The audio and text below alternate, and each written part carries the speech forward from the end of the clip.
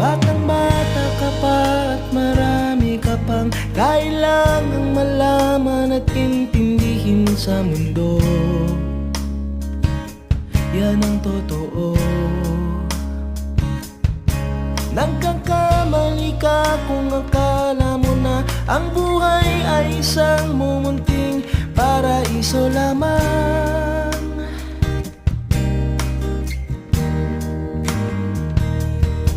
Batang-bata ka lang at akala mo na alam mo na